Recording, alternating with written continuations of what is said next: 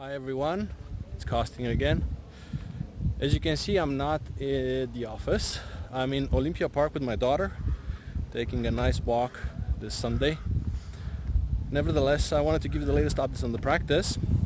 This will be the last time because the practice will be finished next week. So starting September 1st, you're welcome to visit me at the new practice at the Opera. Meanwhile, at the practice, everything is going great. The reception desk is here. The walls and the floors are completed. The walls are painted. The doors are supposed to be installed probably tomorrow. Medicine today, it is interdisciplinary.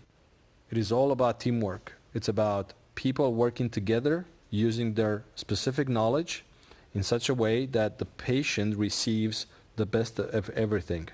But the most important is that all this is properly coordinated. And this is exactly the idea that lays at the foundation of this practice. Bringing all specialties together, enabling each specialty in providing the best that they can do in such a way that the patient benefits of the best possible treatment. This is the last update because next week the practice will be completed. So you're welcome to come and visit us and see us in action.